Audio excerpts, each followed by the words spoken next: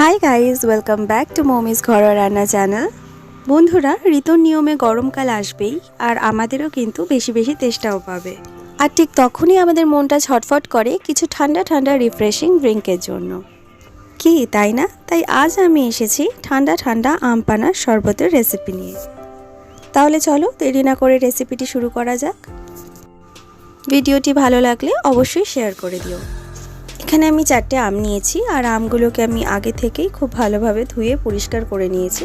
তো এবার পরিমাণ মতো জল দিয়ে আমগুলোকে আমি 4-5 মিনিট মতন সেদ্ধ করে নেব।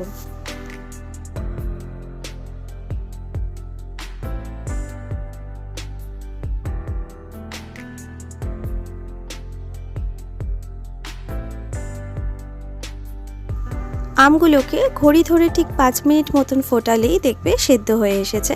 তো এবার আমি অন্য একটি পাত্রে আমগুলোকে তুলে রেখে দেব।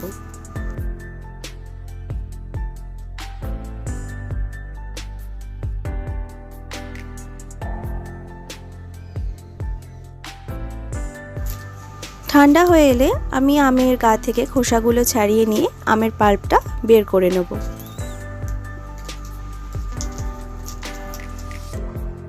একটি মিক্সিং জারে আমি নিয়েছি পরিমাণ মতো পুদিনা পাতা, 2টো কাঁচা লঙ্কা আর বের করে নেওয়া আমের পাল্পটা। এর সাথে অ্যাড করব আমি কিছুটা পরিমাণ জল। এবার আমি এর মধ্যে দিয়ে দেবো 1/2 চামচ রেগুলার সল্ট, 1 টেবিল স্পুন বিট লবণ, 4 টেবিল স্পুন মতন চিনি আর ভেজে রাখা মশলার গুঁড়ো দিয়ে আমি এটাকে খুব ভালোভাবে মিক্স করে নেব। তো বন্ধুরা, এখানে আমার আমের পাল্প একদম রেডি। এই পাল্পটি তোমরা স্টোর করে ফ্রিজে 3 মাস পর্যন্ত রেখে দিতে পারো। তোমাদের যখনই খেতে মন চাইবে তোমরা বের করে এটি খেতে পারো।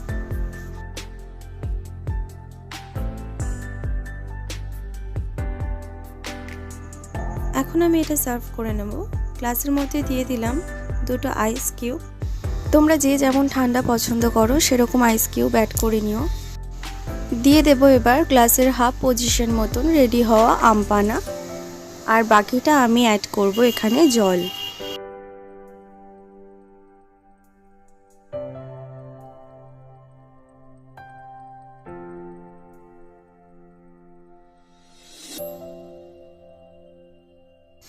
খুব ভালোভাবে একটা চামচের সাহায্যে পানার সাথে জলটাকে মিশিয়ে নেব। এই পর্যায়ে তোমরা চাট মশলা বা ভাজা মশলার গুঁড়ো ইউজ করতে পারো। আমি দিলাম না, এর আগেই আমি দিয়ে দিয়েছি পরিমাণ মতন, তাই আমি আর অ্যাড করলাম না এখানে। শরবতের ওপর পুদিনা পাতা আর লেবু দিয়ে আমি এটা গার্নিশ করে নেব। ভীষণই সহজ এই আম পানা রেসিপি। তোমরা অবশ্যই এই গরমের দিনে ঠান্ডা ঠান্ডা আম পানার রেসিপি ট্রাই করো, আর নিজের সাথে সাথে পরিবারের বাকি সবাইকেও রিফ্রেশ করে তোলো।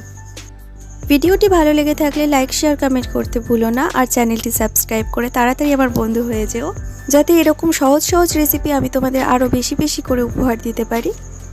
ভালো থেকো, সুস্থ থেকো, গুড বাই।